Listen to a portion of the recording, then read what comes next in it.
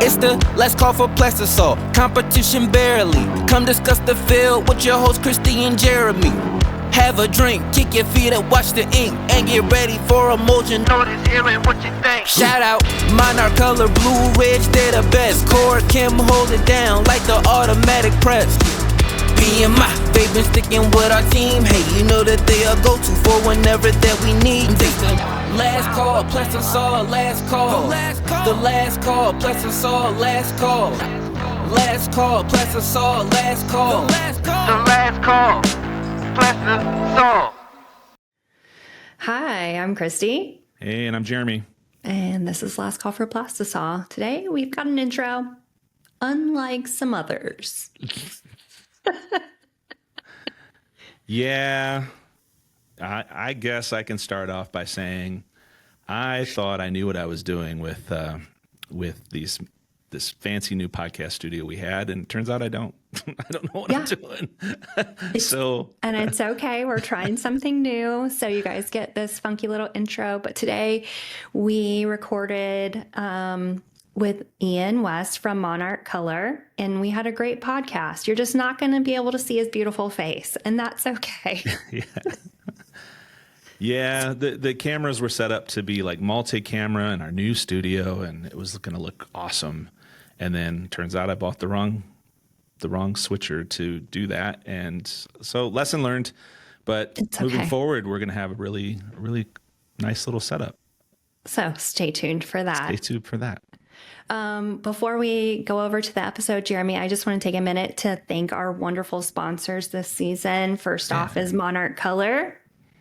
Monarch Color is great. That's who's on the episode today, and we're excited about all the new products they got coming out for the new year. He was talking about some of those things on the podcast, and the future of that company is going to be great. So it's bright, yeah. Check them out at the Long Beach. Yeah, they're going to be printing on site at ISS, which is kind of exciting. Yeah. And so this episode is just really fun with him learning how to print, him diving into that at their Charlotte Operations Center. So I think you guys will really like it. Yeah, and check them out on monarchcolor.com, by the way. Yeah, and our next sponsor is the guys over at Core Kim. I think they're going to go to ISS too. They are. Yeah, I saw on their Instagram they have this meet the team.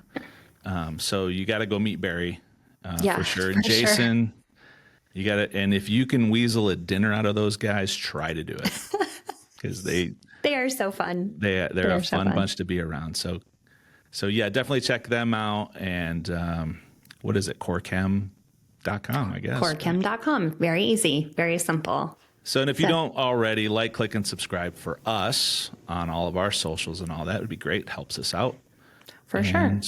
And you can catch us at rockhillscreenprinting.com too. Absolutely. That brand new website. Check it out. Ooh. So thanks, guys, for listening. We appreciate all of you. And here's to the episode. Cheers. Cheers. All right. Hey, guys, it's Christy. And Jeremy. From Last Call for Plastisol. And today we have the honor and privilege of having Ian West from Monarch Color. How you doing, guys? Thanks for having me on. Thanks for making the drive. Yes, of course. It's a quick one. I cannot believe that you are so close to us, and we've never had you on this show before. Right. I mean, in 30 minutes up the road. Yeah, not bad at all. Nope. Charlotte. Yep. Right, and so it's on the north side of Charlotte. It's like, kind of like northwest-ish. Is that what we're calling that area? Yeah. Mount Holly, almost, right? Exactly, like out towards Mountain Island. For sure. Mountain Island Charter. I'm just messing with sound here. Sorry, guys. You're good. You're good. Got to get them levels right. He's a fidgeter. Got to get them levels right. Yeah, so, right. Anyways, so, Ian, tell us your story in Monarch, because when I first met you 2 years ago at ISS, 3 years ago at ISS, is that where you guys met? Yeah, I met him at ISS when Aaron. Yeah, I think it was 3 years ago. Yeah, I think that's 3 years ago at ISS, and you were you were kind of like a salesperson, or at some point, I'm not sure what. Yeah, so I've gone through obviously several. So I started at Monarch when I graduated undergrad at college. So I came in like 2012, and at that time I was basically just in shipping. So I was packing boxes, doing all that stuff. Moved into a production role very briefly, and then moved into the lab to do help with research and development, quality control, that kind of stuff. From there, I moved into production manager role of the whole facility, and that basically overseeing production, getting scheduling shipments, all that stuff. Managing people, which is always my first experience with that. Yeah, it's always difficult, and it's not something everybody can do, and it's a challenge on a day-to-day basis. From there, I moved into kind of a hybrid role, I guess, like a sales and operations role. So I was vice president of sales and operations, and I'm not like the most outgoing guy. I don't have the sales gene, right? Like I'm not just like a guy that can go out there. You just have your own vibe. You're right. I mean, I think you do have the sales gene. You just gotta own it. I can talk to people, and it's I just, if somebody tells me no, my like logical brain is just like, okay, well, he doesn't want this, and I just never come back to it, right? So that's when we brought actually Aaron Blank on to kind of be the one out there, because he can take no for an answer, and he'll come back, and it's like brush it off his shoulder. I moved into just purely operations roles, so overseeing. That's what it was. Yep, overseeing all the facilities, and I think that is around the time that you and I met. I was trying to figure out what the exact specific. You're right, it was operations. Yep. So just like trying to keep things lean on the manufacturing side, reducing inventory, all that good stuff, and then. About 6 months ago now, at 6 months ago now, I became president at Monarch Color, so I'm kind of just overseeing everything now, big picture stuff. From shipping to running the joint. Yep, that's how it went. Long road, but yeah, it's comes with all those new, fresh challenges, and I'm a very hands-on person still. I like to be very intimately involved. And that can create, some challenges when you're trying to do big picture stuff and not just trying to get your hands in that one shipment that went out that day. Yeah. So a couple things. The Monarch Color itself has been around for a long time. Yes. Right. Yep. But not in the screen printing industry. Correct. So can you talk briefly about that? Yeah, started in 1977 in the offset printing industry, and it was all oil-based offset. That's how we started. A few decades later, we got into water-based flexo, which is not the same water-based as screen printing, but it conceptually relatively similar. It's for printing on boxes, packaging, things like that. Okay. And we kind of built our name in the industry with those two product lines, flexographic inks and offset inks. From there, we were like, okay, and that industry went through a ton of consolidation, not dissimilar to what we're kind of seeing right now in screen printing, but it went to a ton of consolidation, whereas there were, thousands of printers within, reaching distance from Charlotte, North Carolina. Suddenly there were only 4 or 5. Mm-hmm. And if you lose one, there goes 25% of your business, right? So we were like, okay, let's try to get into an industry that has more consumers. And while the landscape has kind of shifted since we got in about 2017, there is still, at the end of the day, there's fewer distributors, but there's still a bunch of individual customers like you guys out there, anywhere from somebody printing in their garage to large contract shops printing for Nike, Under Armour, Adidas, that kind of stuff. So we wanted to get into an industry that had more and more and more customers. Mm-hmm. So if ebbs and flows of the industry, if you lose one particular customer, it's not a backbreaker, right? Yeah, everybody still has to wear a t-shirt. Exactly. For sure. Okay, that's really interesting. So why did you choose to work for Monarch Color? So it's actually a family business. So my grandfather started it, and my father took over after him, and I kind of was one of those people. I was like, I don't want to work for the family business. I just don't want to do that. I want to go make my own thing. And then I started realizing, like, actually, no. Like, my father he's very knowledgeable. He's built this business into what it is today. I could learn a lot from him that when you go somewhere else, you don't necessarily know what you're getting. So when I was just getting out of undergrad, I was like, okay, I can go work for somebody else, and you just never know what kind of manager you're going to get, what kind of culture it has, all this stuff. So I was like, okay, I know my dad, we work well together, even when we disagree and it ends in some, level of anger or something like that. 30 minutes later, it's like nothing happened, right? Yeah. It's just back to how our relationship was before that. So, I bit the bullet, and like I said, I had to start basically as at the very bottom, and prove that I was capable of doing the things that he wanted me to do. Yeah. I think that you guys should advertise more that it's a family business. Yeah, I mean, because I did not know that, and it makes me like Monarch Color that much more. Absolutely. Yeah, we get a lot of that. People talk about, we didn't know it was a family business, and it's kind of the two different. I'm of two minds on it. Yeah, it makes your business relatable. It sounds cool, but I also don't want people to kind of look at me and be like, you got this job or this position, or you're here at this point. I don't think people are going to think that once they talk to you. Sure. And in some instances it is true, right? I had an opportunity that a lot of other people don't get because their parents don't own a business, but at the same time, I've done the things that I needed to do, and in many instances it takes a little bit more to prove to your own father that you're worthy of the next position. So, is your father still involved in the business? He is. So he's now CEO. He's kind of just, he's still very involved. He doesn't come into the office quite as much anymore, which fantastic for him. He's earned it. But yeah, he's still, primary point of contact's myself.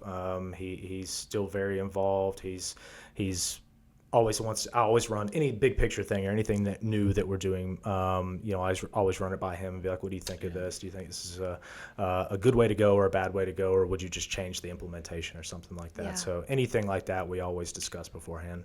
Okay. So good examples of family companies that I really like. PMI Tape.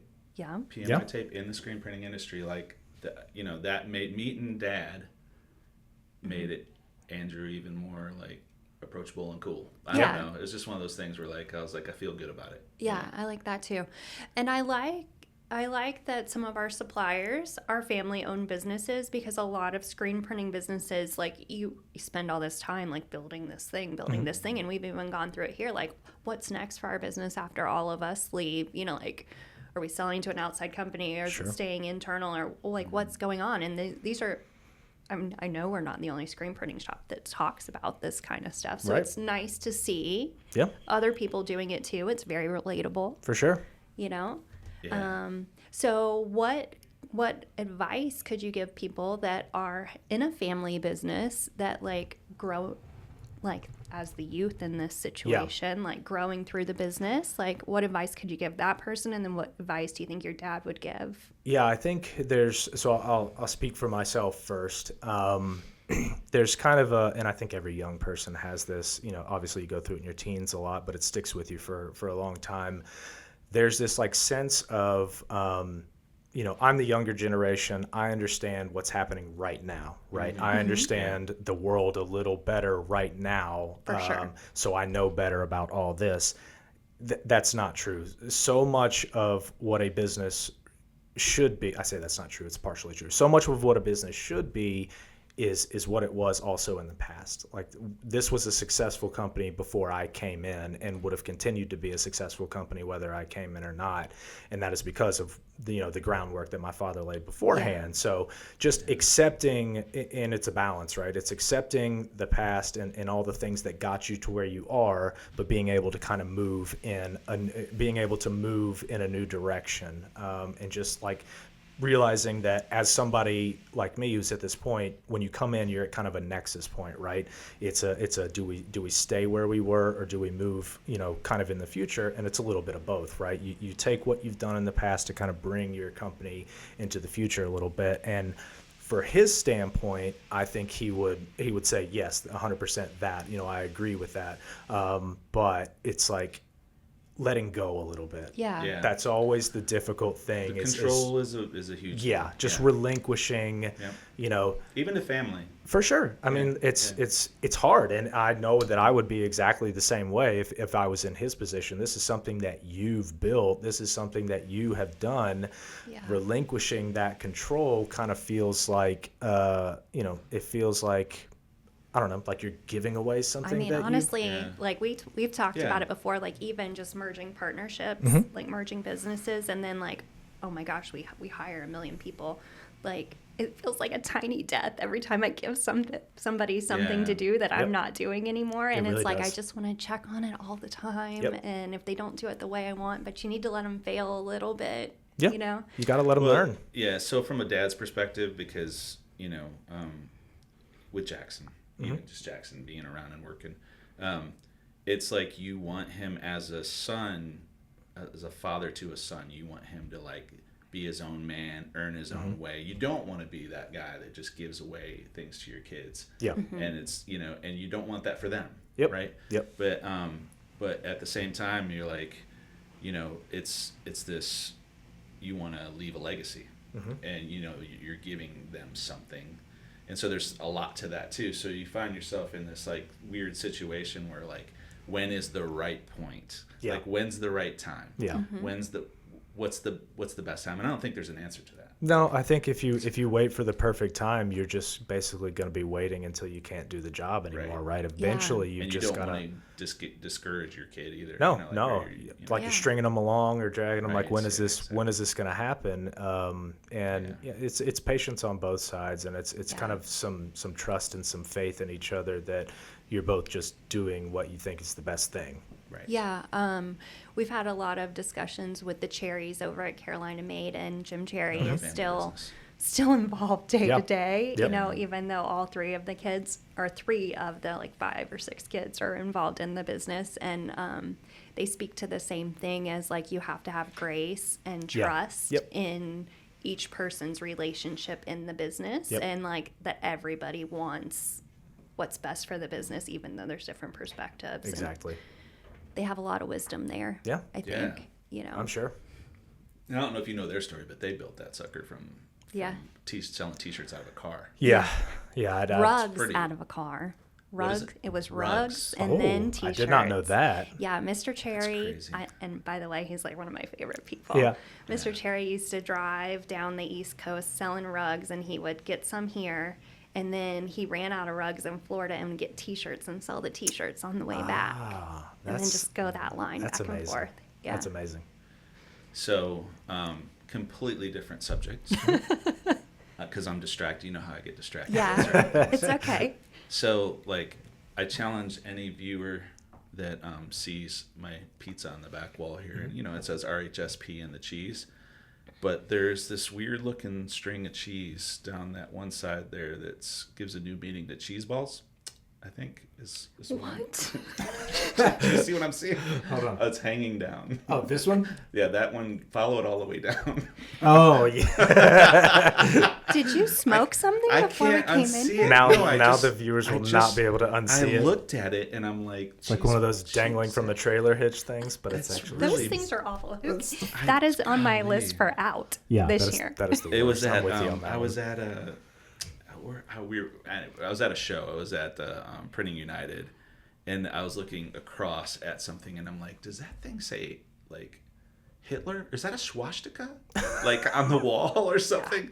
And I was like, oh my gosh, I gotta like I don't know. It's just this weird thing where I'm like, looking at people's logos, and I'm like, and he's like, I can't unsee just like puts it together. Unsee it. Anyways, you're welcome, everyone. So we'll have to snip the cheese. Now I see it, but I've got it blocked by this at least. Somebody put your hand over it. Oh God, sorry. This is what I deal with every day. Every day. Anyways. So Ian, Plastisol ink. Yeah. Let's switch back focus here. Let's try to. Okay, so why Plastisol ink? Yeah. So we have actually oddly enough, a decent amount of experience in water-based and UV screen printing inks from a different industry before we got into Plastisol, and it was mostly, oddly enough, printing for political signs. So it's on like corrugated stock and stuff like that. But we mostly got into Plastisol going back to the many customers out there and stuff like that. Everybody's using Plastisol when they were screen printing when we first started, and it's still a significant piece of the market, a dominant piece of the market. And we had a lot of help from some people who had been in the industry with other suppliers that we had, like Eastman Chemical and Shawnee and a couple others. We had very good relationships with them buying other products, and they were already selling into the industry, manufacturing Plastisol ink. So we had a lot of good help there. But we wanted to start with that because it was obviously the most used product out there. It gave the most grace to printers, whereas water-based can be a little bit more of a challenge.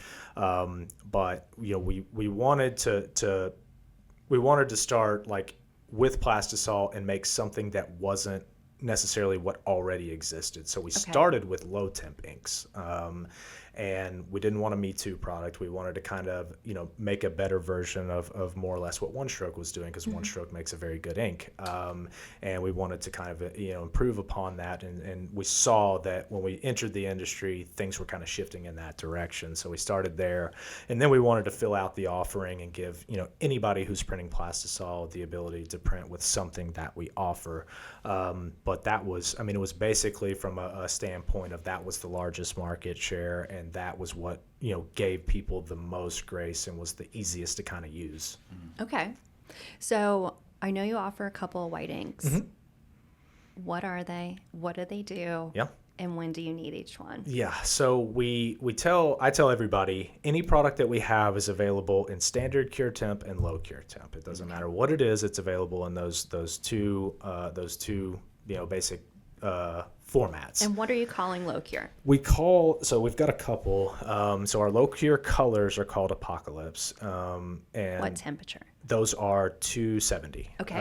And then our low cure white is called Yeti. Okay. Also 270.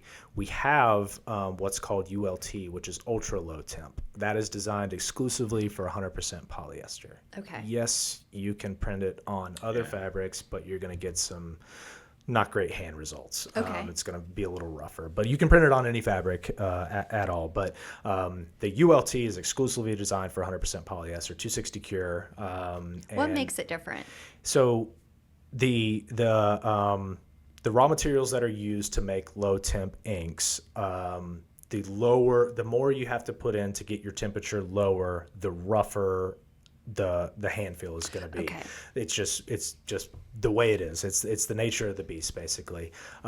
So the reason that you kind of want to go to a lower temperature is for so long a lot of garments had really bad bleed issues. Yeah, we're still having that. It ebbs and flows. Yeah, and it's gotten better. I will say that over the years it's gotten much better. So a lot of people are kind of shifting towards low temp for a couple reasons. Obviously dye migration being one, but that is kind of being a little bit less, but also using less energy to run your dryers. Okay. Standard cure temp ink being 320 degrees Fahrenheit, or some people set it a little higher, 330 degrees Fahrenheit, where if you could run it 260 or 270 or 50 degrees Fahrenheit, it doesn't sound like a crazy amount, but it uses quite a bit less energy to run. So a lot of people are doing that. You run in less risk of overcure if you keep it down in that range too. We went to a shop recently that was a standard cure temp shop that was running at like 365, and I was like, good night, like just turn it down, guys. Yeah. Let's get it a little lower. So if people are over curing their ink, what's bad about that? It's almost for a lot of people it's going to tend to look like undercuring, but you don't really see it right away. So the ink becomes very brittle and will start to crack. And interesting. Yeah, you won't necessarily see it in a stretch test right off the bat. Okay. It starts to happen. It's like a latent defect. It starts to happen a little bit over time, which is honestly the worst because you can't catch it before it goes out of your shop.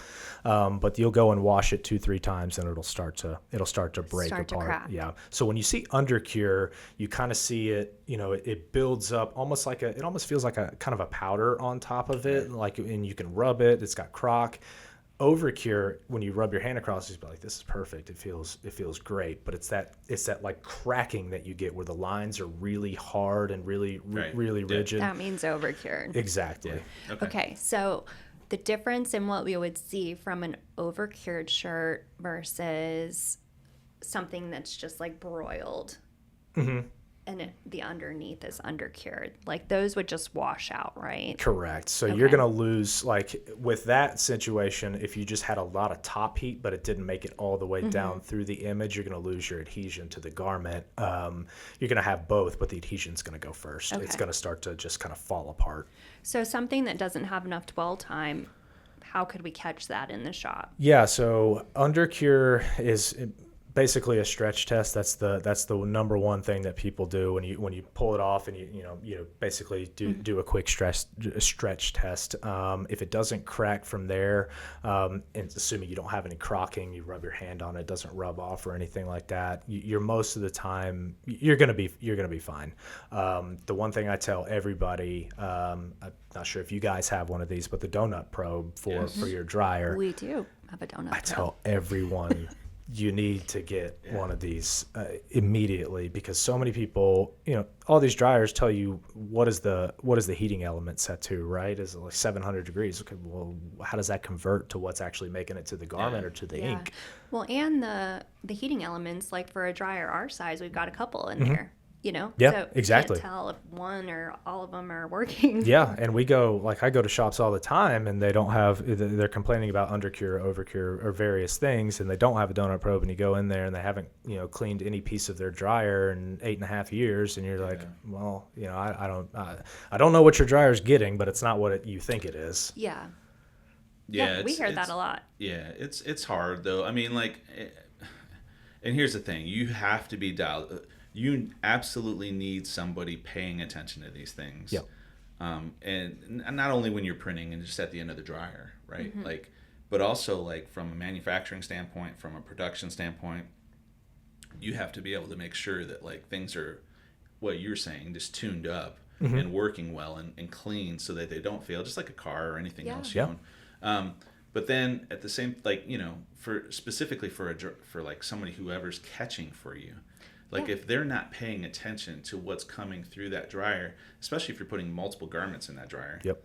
Then, and the biggest culprit always is like a comfort colors or a garment dyed. Oh, don't be mean to my shirt. Well, it's a garment dyed. Garment washed, garment dyed, right? Anything that's already been heavily dyed. Yeah. Well, what's interesting, and gold, I'm going to do a gold star shout out to one of our employees, because I walked by the end of the dryer and she was catching, and she goes, "Oh, Chrissy, we're running these shirts back through." And she was like, the dryer temperature wasn't up to snuff. And I'm like, well, we already printed a couple jobs. And she goes, well, I checked the temp on those jobs and they were good, but this one's not. And I was like, that's great. I love you. Yeah, that's great. We pushed it.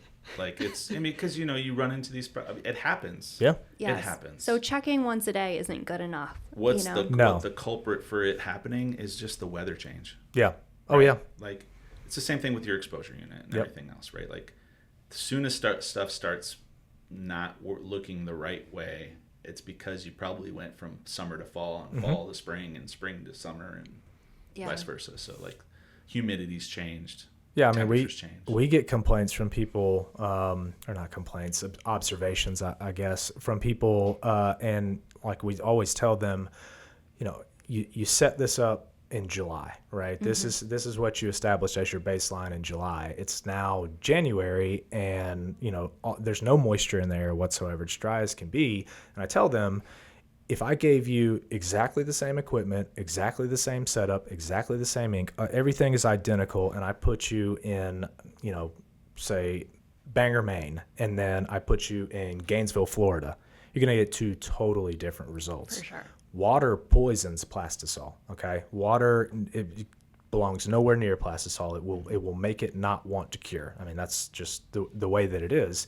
So you've got to, like you said, you've got to dial in your seasonal, and I wouldn't even rely on what you did last year. Just do it all over again when the season starts to change. And like you said, do it a couple times a day. Room. Yeah, exactly. Everything, moisture affects every aspect of screen printing from start to finish. So you've got to know how to be able to fix that on the fly as the seasons change. And we know in North Carolina and South Carolina, you might have second summer, right? You go through fall and you're like, yeah, and then you're right back up to 90 degrees. So at what point, when from an ink manufacturer standpoint, I know it's like from a sales standpoint, the answer would probably be right away. But what point do you see a shop needing to switch to maybe like your mixing system versus just getting quarts off the shelf and gallons off the shelf? Yeah, I think it kind of goes to your business model,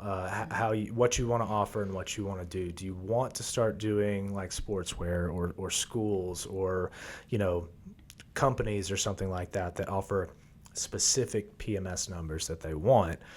If that is something that you want to offer and something that you want to do, it makes a whole lot of sense to go switch over, obviously, instead of ordering custom PMS colors.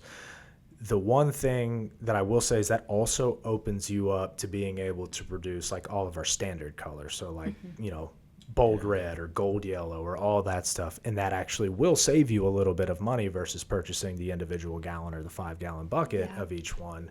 But for mixing systems, in this day and age, I would say once you get to the point where you're printing, for businesses instead of just like people or your friends or something like that, the PMS number is going to come around and you're going to find out really quickly that cost adds up, because most distributors or ink manufacturers don't really want to make your quart of PMS 186 red. I mean, it's not that we don't want to. We'd love to help you out. It's just hard. We don't really have the time or the capacity to do it. So it's all about when you get to that point where you need to offer that. If you don't, you're going to start missing out on some business. So like when I had Snatch and Run, I was a little stubborn and I didn't get the mixing system until even like a year and a half ago, 2 years ago. I would just order the custom quarts from TechSource. They mix them there. They've got the little mixer. It's a pretty cool system that they have. But I did notice, like, when you pick a PMS color, but then when you put it on the garment, sometimes you don't like it on there, and then you need to make adjustments. So I kept doing that kind of thing when I would get pickier and pickier, and I was like, okay, mixing system. You're mixing already. Then I know right. what I'm doing every time, and it's repeatable. Consistency is big, especially if you're doing the same job over and over again. Yeah, so I would say, like, go get the mixing system before you really think you need it. Yeah, and a lot of people, like suppliers at least, what they'll do is mixing colors is time consuming process, and a lot of what they'll do is, okay, I've got the formula, mix it up, put it in a gallon, send it out. They don't even really look at it. So you might get, and humans are humans, right? If you misweigh by a tenth of a pound or something like that, it could throw a light color off by 2 PMS numbers. Yeah, for sure. So it's just you have more control when you do it internally. You can save your old ones, so that way when you go mix the color again, you can just draw it down to the old one that you did. That way, if that job comes back around, you can match it exactly to the ink that you made last time. So there's just control. It just allows you to make as much as you need. Say you've got a job that only has a highlight or something like that of a custom PMS color. You don't need a full quart. You don't need a gallon for sure. You can just make a small amount. Yeah, love that. So while we're here, and I don't know if this is going to be on video or not, but I love that shirt. Oh yeah, it'll be on video. Yeah. Your Don't Lose Hope shirt. Yeah.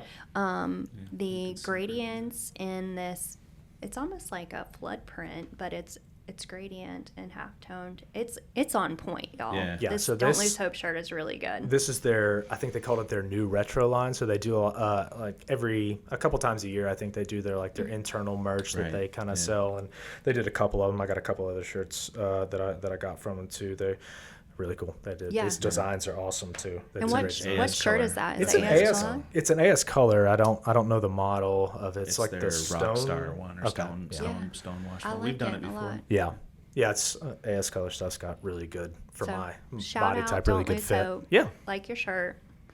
And your tats go right along with it. It's kind of like the style. Fits right in, right? Style.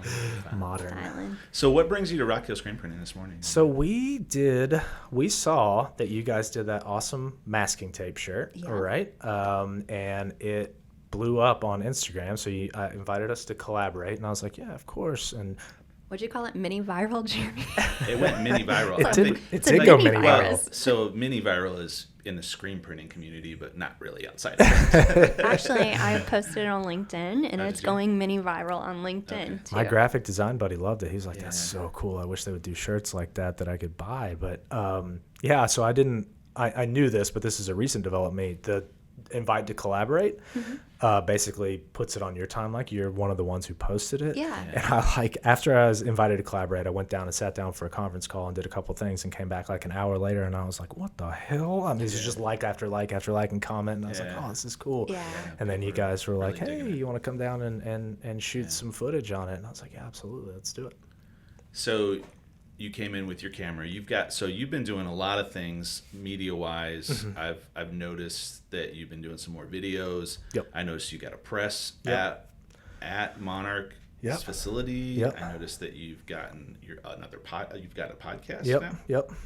So what's your what are you trying to do there? What do you like? Is this more marketing, trying to just bring Monarch up to brand, or a little bit of that? I mean, it definitely fits into sort of the marketing aspect. Being able to produce the content and get it out there for people to view helps us, obviously. But the main goal is just to help them. So, when we first started, we didn't have the resources of, at the time, Willflex, Poly One, now Avient, or even One Stroke, really. So, it took us a lot longer to kind of catch up to that. And we saw now, at least, we see like with Last Call, with Shirt Show, with RB Digital's Ink Pod, all this. It's all about collaboration and helping people, and we saw a pretty massive gap in like manufacturers providing that same level of detailed content. So what we wanted to do, so when people first get on our inks or interested in our inks, we get calls, we get emails, we get questions, and our distributors field a lot of them, but a lot of them still come through to us. We thought, okay, what if we could create kind of an ecosystem of content that answers a lot of these questions right up front. It's not that we don't want to talk to these people. Yeah, you're just busy too. Sure, and there are a lot of people who are a little afraid to call and get some information, like, or they don't think about it. They're like, oh, I'll do it later when I'm not busy, and then they just never are not busy, so they never call. But if they could go, like, see a YouTube video or go on our Instagram or see one of our products and be like, okay, I'm interested in Stark White. What is Stark White all about? Here's a video. Here's a long form video. Here's a short form video. Let's see what it does, what it's used for, whether it's something I would be interested in trying. So, we want to use it for us to learn as well. I mean, I'm not a screen printer. I wish I got to do it more because I am very interested in it. I like it. I like the art. I like doing it. But, I just have other stuff, and we all do. We're manufacturing ink, trying to perfect our ink, so we get a little printing from that. But, we want to learn too. We want to get better. We want to know that if somebody calls us and says, hey, I have a legitimate problem here that I'm trying to solve, we can then go into our, what we're calling the Queen City Print Lab. We can go in there and duplicate what they're seeing to see if I get the same result and be like, okay, yeah, this is something that we need to know and we need to understand, so we can either adjust to fit, the need of this customer or customers as a whole, or, this is something that we need to have a troubleshooting, piece of information for. Because one of the most difficult things as a manufacturer kind of goes back to what I talked about with people in different parts of the country getting different results. It's very, very difficult to answer everybody's concern or complaint. So if somebody calls us and says, hey, I had XYZ happen and, I'm not getting the result, but we haven't heard this about this product from anybody, what do? I don't want to be the person that ignores them or says that your complaint is not valid or is not real, but it's difficult for me to kind of make wholesale changes on a product that has been very successful because, one or two or three people maybe had a problem in the market. And it's hard to balance. It makes you wonder, okay, what do we actually need to do to make our product as good as possible? Because we often find that we could have a solution for them. We could make a new product, but that's when you get to some of these companies that have 15 different whites and 9 different color series, and that's just, it's too much. So we wanted to be pretty simple with our product offering. So that's why low cure, standard cure, boom. Like done. That's it. No option paralysis. You go either way, and just whichever one fits your shop, that's how you do it. Yeah. I like that. I mean, we go through that when if someone calls us and complains, or if they've been to another printer and they complain, it's like, okay, let's really dive into the details. Yep. And is this a user error or like an artwork error? Yep. Or like, what is the actual problem? And it's not just like, oh, I got a bad shirt somewhere. Like, right. And sometimes you just have to be like, this is what the product is designed for. Here's the solution. If it doesn't fit your idea of what this product should be, maybe something else is better for you. Yeah. And that's okay. Yeah. I think we're into that right now. Like, maybe this isn't the best, like our print solutions aren't for everybody, and that's okay. Yep. Sometimes you just have to make that call because a lot of people, more of a headache if you give them something that's going to cause problems, and you got to answer those questions later on. Yeah, for sure. Yeah. And it's, it's technique sometimes. It just boils down to technique and what you get used to and what you do a lot more of, I think. Yeah. So we were going to talk a lot about Plastisol ink and all that, but really, like, coming out of left field on me with like running the business and it being a family business and all these things, I find this way more interesting. Like the business of what you're doing versus just your ink. Yeah. Because I'm sure you talk about your ink at a bunch of places. Yeah. But okay, so like you moving through this company and like now you have a lot of employees and all of that, like how are you doing managing employees and like any difficulties, or like how are you overcoming them? There's always difficulties, and I think everybody kind of went through the same thing when we talk about this industry or business as a whole and kind of split it up into two sections, and it's pre-COVID and post-COVID. And obviously a lot of stuff changed during and after COVID, and there's been a pretty sizable shift in the sort of the ability to hire people, obviously the ability to keep people. People, one of the big things that we run into is when I'm hiring new people, it's always, okay, can you get to work consistently, and can you can you have a car? It's right. And can you be here all day, and do I have to worry about attendance? And the answer is always always no, but then sure enough it pops up, and there are people who take advantage of it, and it's always a challenge to manage people. It's not easy. It's not for everyone.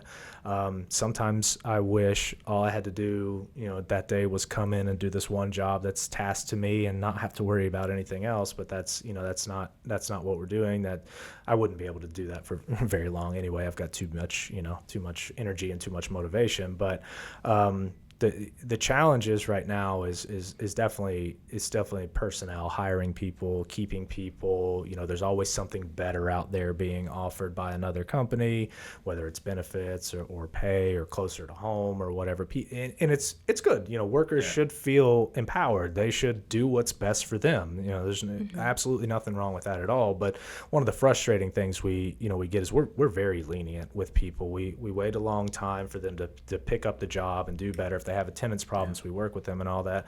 But I can't even tell you the number of times in the last year that I've had employees come work for me and then never hear from them again. Just don't show up one day. Yep, we've had that a couple of times. Never heard from them again. I mean, it must be 10 times this last year. It's a little unnerving too to like never hear from somebody again. Yeah, I mean, if I didn't have such stereotype it, but I think it's dudes. Yeah, it's a lot of dudes. It's for sure dudes. I mean, we obviously mostly talking about manufacturing roles for us, and that is more of a higher propensity for that sort of thing.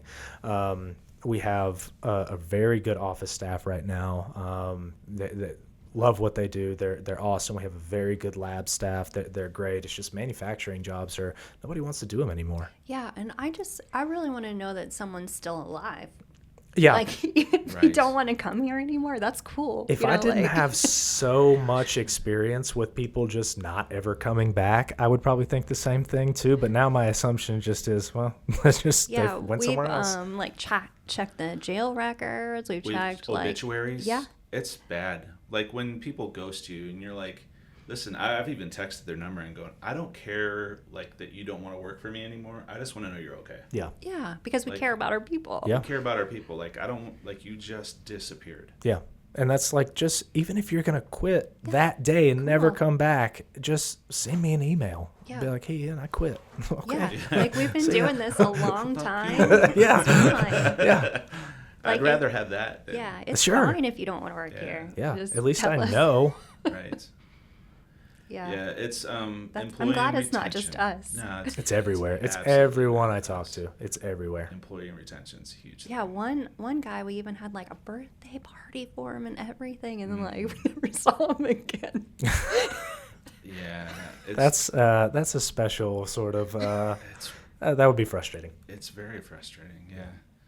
So hiring is a big thing. Yeah, still logistics. I still have people pulling obviously there was long lead times with everything during COVID. I still have suppliers, pulling that stuff. There's a lot of the stuff that comes from overseas, materials wise, pigments and resins and dispersions and all that kind of stuff. A lot of that stuff is like they don't stock it in the U.S. anymore. Okay. They're just so deathly afraid of something happening that's going to either get them stuck with a bunch of inventory or like a complete shortfall. So they set up these situations where they're bringing it in. So 8-week lead time or 12-week lead time. That's manageable for me. It's not great. I can manage through it. But it's when you tell me it's an 8-week lead time and then that suddenly becomes 12 to 16. Yeah. I can't manage through that. No, I there's nothing I can do there. So we have a lot of backup suppliers, backup products. We try not to use them because we don't like messing with our formulas too much. So that's still going on to some degree. It's much better than it was during the peak of COVID, but it's definitely still an issue. So like, how do you pick your distributors? Our distributor, not who we're purchasing from. So your distributors. Yeah, we don't. We've made it a point to not really get in bed with some of the really, really big distributors. Okay. And part of it was because obviously we're new; they're not super interested in us until we could prove ourselves. Right, at this point, I think we would be relatively welcome at several of them. Yeah. But we don't really. You see what's happening with some of these bigger distributors that are getting bought up by even bigger distributors now in multiple industries. And our big thing is service. Our big thing is being responsive if there's a problem, or if you guys need a PMS color that's not in our formulator, we try to get on as quick, all that stuff. We want distributors to kind of speak to that same thing. They're privately owned. They have a good sales and support staff that can help people.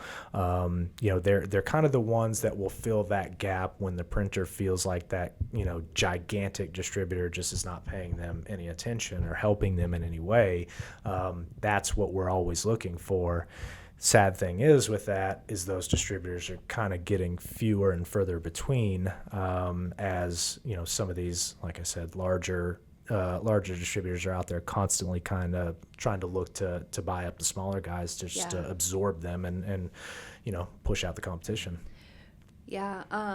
Well, I think people who don't carry Monarch Color should take note that like all the cool printers use it. Yeah, that's what I'm talking about. We're hip.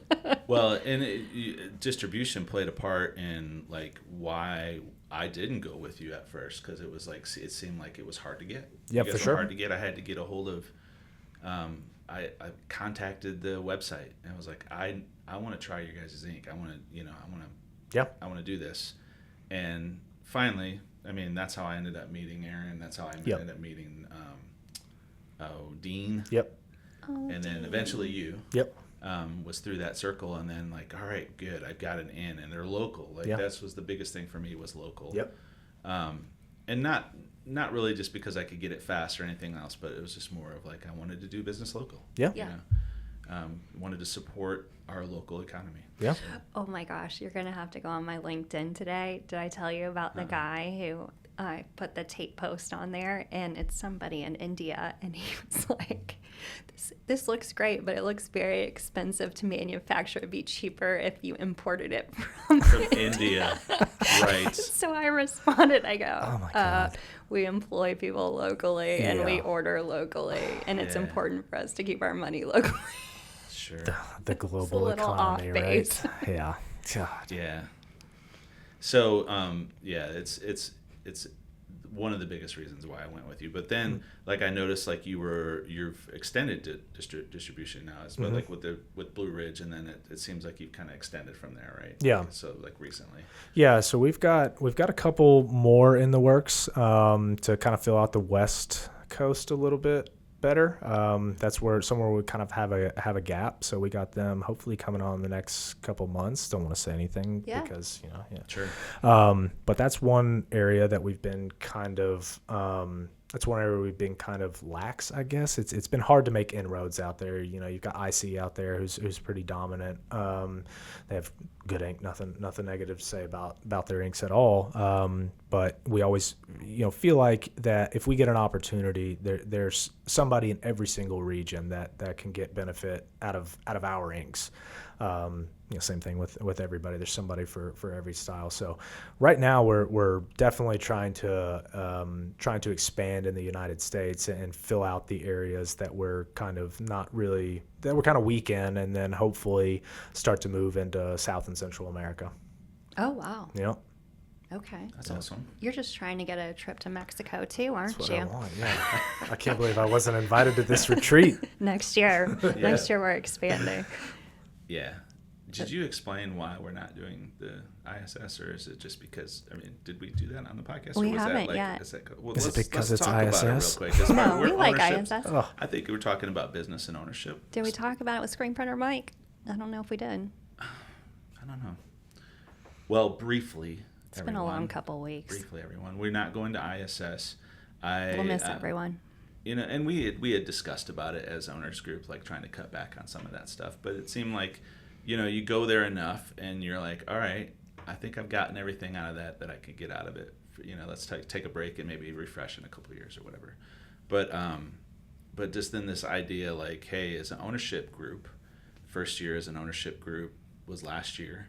Mm-hmm. And just being able to come together and get through last year is challenging. Yeah. And we also moved.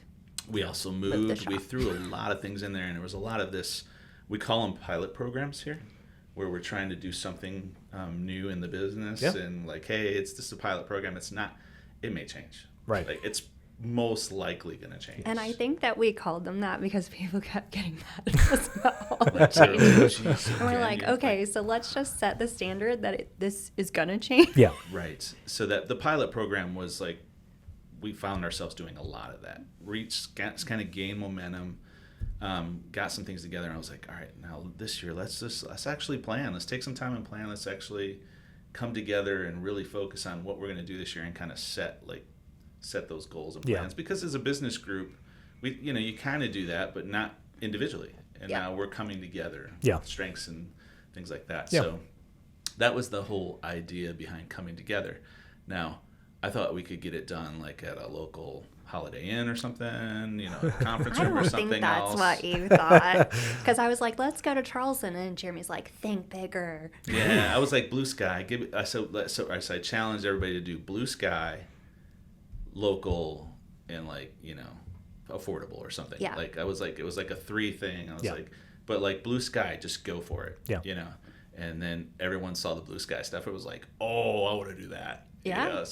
And it's about for the same price as going to ISS. It's not cheap going out there. No, it's not. So, it's flights and everything else. But, But if you have not gone to ISS, it's the biggest, best screen printing show. We go to a lot of shows, and that one is the best. Go ahead, and whether or not you like different manufacturers, go check them all out. Go on their Instagrams and socials and all that stuff, and get invited to the rock party and go do it. Shirt show has a happy hour. Happy hour. Go do that. Go do the things, like participate. And and really get into it, and you will not be disappointed. Trust me. Yeah. So you guys are going to ISS. Yeah, we'll have a booth there, booth 576. Do you guys have free entry codes people can get from you? We do. Yeah, if anybody just reaches out to myself, iwest@monarchcolor.com, I can get you set up and totally free. Awesome. What are you doing at ISS? So we have a booth, like I said, booth 576. Historically, we've just kind of had ink samples there, some T-shirts, to hand out, giveaways, information, all that stuff. This year, we are going to have live printing on the booth. So we will have a 4-color manual that we will be doing a cool job that you guys are burning the screens for us. It's a little skeleton in a tropical environment. So we'll have that going on. So we're going to set it up. We'll do some printing. We'll have people on the booth if they're interested in our inks or what they bring to the table and want to actually get some hands-on experience with them. We'll let them print while they're there. So perfect. Yeah, should be fun. So do you have a sales team now? It goes with you, or are you just relying on the distributors and your partnership with the distributors? Yeah, so I'll be there. We have our lab tech. She's the one that formulated all of our inks, Michelle. Yeah, she's real nice. She's great. Met her last year. Yep, she knows everything about the inks. So all the specific technical details, she'll be there to answer those questions. And then we'll have Sam Bollinger from Multicraft. He'll be on the booth helping us out with setting up the press and doing some of the printing and answering some questions. We'll have the Don't Lose Hope team stopping by, helping out a little bit. Pierre at Press Time Design up in Canada is going to stop by and help out with some printing as well. So kind of do it by committee. Just have everybody kind of there answering questions. And hopefully this year we've always had really good traffic, but with them shifting it to the Thursday, Friday, Saturday format, we think that'll be a lot better. Yeah, I think that's a great idea that they shifted this show. This Sunday was the worst. Yeah. Oh man. Give some shout outs to who's using the Monarch Color systems. Yeah, so shops, and you said Don't Lose Hope. Yeah, Don't Lose Hope. Those guys are fantastic. Check out all their social media, Instagram, their website, and everything. Rodney and Lisa there are an awesome team. Their whole team there is amazing. They've just got such a great culture. Cleanest screen printing shop I've ever been to in my life. It's insane. Pierre up at Press Time Design, definitely check them out. Check their socials out. That dude, he will nerd out on some printing techniques for so long. So he was on the last episode of the Screen Shop Spotlight that we did, and he's phenomenal. He's just halftones, process, all that stuff. He's absolutely fantastic. New World Graphics out in Nevada. Those guys are awesome. They do some really cool stuff. He's excellent designer. Their internal design team is just really, really good. So definitely and of course you guys. Yeah. Of course you guys. I think Upstate uses your ink. Yeah, Upstate definitely does. They tag us on everything. Those guys produce some really good content. They've got cool designs that they do up there. They do like anything from like bands to coffee shops to like just everything. I think the there. Bigfoot thing and the Yeti and the Bigfoot Black Yeah. is what kind of got Dylan going. Yeah, because he's big into that. Yeah, he is. They do a couple of those every year of like either the Bigfoot or the Yeti print. And they're always just so good. But yeah, that team's awesome. Oh, cool. Well, we love doing shirts for you guys too. Yeah, we've done. I know. I know you just got a rock, but I think everybody is a little disappointed we weren't doing shirts for you this time. And I understand why, but the team always likes to like sneak in a print for themselves they like because your wearing the designs Monarch are Color always shirts. really cool. So like we have the Rock P10M and we have 6 stations for printing on it. So we're still kind of limited in how much we can do. So we'll definitely still be sending you guys the really they'll cool be stuff. excited they just love cool art. The skull, you do a lot of skulls. Yeah. It seems like you do a lot of skulls, but the skull's print and the squeegee. Yeah. With the, I don't know, I've got it up front. It's almost like, was it a Halloween design or something? Which one was it? The one where he's just like standing over it, holding it's just the Apocalypse series. That's a good one. I feel like you need to do like an owl, like your tattoo. Or, Yeah. That'd be cool. Yeah, that'd be sweet. Okay, so before we wrap up, there's like an Instagram trend going around that's Jeremy, I'm going to explain it to you. Yeah, please.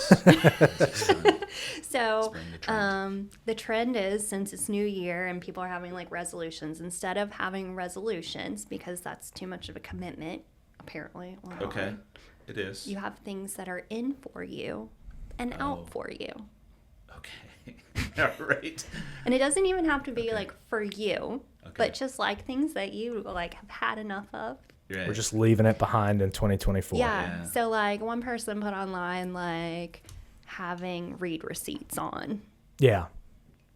You know, like things like that. Like it doesn't have to be. I've always had those off. Yeah. Yeah.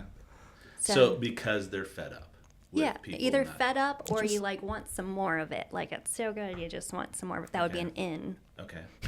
I want some more of it. Okay. Okay. So Ian, you got any? So for me personally, so I ran my first half marathon in November. Oh, which one? The Charlotte half marathon. Oh, that one's wicked. Yeah, it was wild. I did not expect it, but I didn't do enough training for it. But I ran straight through, 13.1 miles straight through nonstop. I felt really good about myself. So I'm training for the same marathon this year. So for me, more running, less alcohol. Ooh, okay. So running is in. I was an avid runner. Yeah. Not anymore. But the Tobacco Road Marathon in Cary is the flattest and fastest one, and it's a Boston qualifier. But besides that, it's just a great one to do. It's out and back. Love flat. Yeah. Great race. Flat. So you're saying you're doing that? No, I'm telling him. I'm recommending to do it. I'm recommending a race. It's way better than the Charlotte. I used to run a lot, and then I ruined my feet. But I was doing what I found was you could do like a train. You could train here because there's hills everywhere, right? Yeah. But then you go to Jacksonville and run. Yeah. You go to Florida or somewhere. I did the Disney half marathon before, and it was wonderful. Yeah, so we have a house in Jacksonville, so whenever I'm down there and I run, I'm like, this is amazing. The Gate Bridge Run or whatever it's called. It's phenomenal. That's the one. Like, it's just like you could run past Maxwell House or something where they're brewing like coffee beans or whatever. And it's just... So when you're running, do you make a playlist especially for that run? It depends on the length of the run. So if it's a short run, like a 5K or something, I want something to like amp me up and get me going. If it's a long run and I'm focused on keeping my heart rate down, it's like a podcast or an audio book or something like that to just kind of keep me like my mind more focused on that and not, sometimes music makes me, run a little faster than I need to be. So for long runs, I like podcasts and audiobooks. So the last time I did the Tobacco Road one, I ran with no music or anything. I won't do that. No. There's too much going on in my head. It's like the mental fortitude to be able to do something like that. I drive myself crazy. I quit and I can't do it. Yeah. Something's going on up here. Okay. Jeremy, you got one yet? Well, I do want to, so I guess for me, I want to do better at this podcasting thing as far as like seeing, and I know it's not perfect right now because I kind of rushed it, but we're trying some different things. This is obviously different. Yeah. 2 camera setups kind of different. Mm-hmm. We'll see how it goes, and we'll make improvements. Pilot program. But yeah, so I think we can do things like that better. That's, I think, something I want to focus on doing better. I want stress to be out. Just stress. Don't we all? Just stress in general. But just constant. It causes me like physical ailments and everything. Like stress is the worst. Yeah, we're not doing that anymore. Yeah. So. How about you? For me, I will do a fitness one. I started doing Pilates. Nice. And these reformer things. Do you know what a reformer is? It's like this bed on a movable track, and you're doing all this stretching and everything. And I don't know, I'm probably going to get hurt. Yeah. Pilates looks intense. But so you have machines. It's a machine, but you are pulling on the mechanisms on it, but it will find all these little muscles that other workouts that you didn't know existed. Yeah. Wake up the next day and you're like, what is that? Yeah. So I started doing that. I really like that so far. So probably but instead of just Pilates, like into trying new fitness things and like finding a new fitness that I like. That's great. Because I used to like running and I do not anymore. I hate it. Yeah. And then I used to be in a CrossFit. And I do not anymore. Yeah. So I need to find something that I like. Yeah. So I'm going to try like a pickleball class. Nice. So try the Pilates. I think I'm going to try. So I already walk in the morning, right? So, and I like it. It's easy. It's the easiest thing you can do. Mm-hmm. But rucking. Ooh, I actually have like a 5'11" tactical. You got a ruck pack? Mm-hmm. Nice. A ruck pack. I think I've been looking into it, and I think I'm real close because I'm already doing the walking. Yeah. Just it's add really weight good to my for back. you too. Yeah. Your posture and everything. So I think that's going to be my like move to. So I did this on GoRuck.com. Have you looked at that website? I have. Yet? I've looked at So they have these like competition things that you can go to, or just events, I think they call them. Where I did one in Charlotte with my buddies, and they give you meet with the drill sergeant, and they give you like waypoints, and then you have your compass, and you have to like hit all 10 waypoints in the city before you come back, and you have like a 3-hour time limit. So if you don't map it correctly, you could end up doing like 30 miles. Like it was really fun. Nice. Maybe we should all do that. Yeah, Maybe I like would a love group to do that. event. That's easy. Oh yeah. I mean, it's not easy, but it sounds like it's doable. Doable. Yeah. That's a better way of saying yeah. doable. So my out this year. Okay. Because I've been doing a lot of home renovations. Mm-hmm. So my out is starting another home renovation before the last one is complete. It's tough. Gotcha. That's tough. I do the same thing. Because we cannot have 5 open projects at once. No. Which is my current situation. Yeah, my wife gets so mad. Yeah. I think working on the weekends might be an out for me this year too. Okay. It's a good one. I think my out is going to be, my big out's going to be like, it's going to be like stop doom scrolling. So just like put the phone down and just kind of disconnect, right? Yeah. Enough with the social media and all that stuff, like particularly when I'm at home, like at the end of the day, and it's me, my wife, and my daughter. Just, you got a 3-year-old. No phone, like just 100% present. That's mine. I did that. I got discouraged and like deleted everything. I still have it. I mean, I put it back on. Yeah. But I'm not like, I'm purposely not. Yeah. Like, if I feel the urge, I'm like, nope. Yep. I do it. I do it. I make the excuse that I do it for business. But if I find myself to start to flip through the dog videos. Oh my gosh. Yeah. It's like it's just never ending. It'll never end. Nope. I will spend hours and I'm like, this is a waste of time. I will tell you, like I watched one pimple popping video and now my whole feed is pimple popping videos. It won't go away. It's very satisfying. The algorithm's like, I'm gonna make you like this. It's very satisfying. Yeah. I think my other out for like life in general is group chats. I want to be off of all of them. Yeah. People tend to not involve me in group chats because I never reply, which is just great. That's what I'll do. That's what we need to do. It's quiet quitting. Yeah, quiet quitting the group chat. Ghosting. All right. Any other ins or outs?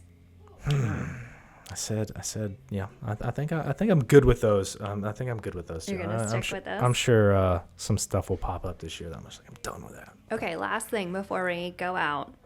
What is your favorite thing in screen printing or the screen printing industry right now? My favorite thing. Yeah, we got dogs. Favorite. It's dogs. No, my favorite thing is just the people I've met like this. So I have a lot of friends, obviously, who are in vastly different industries.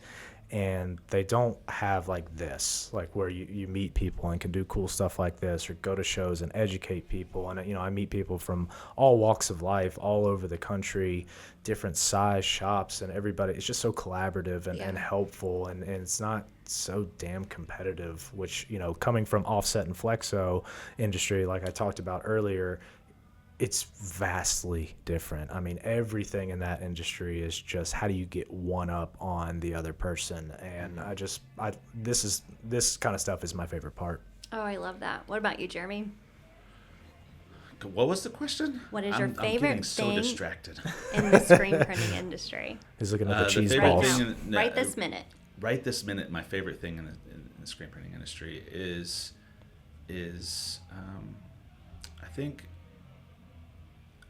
think the awareness of how this is going to be weird.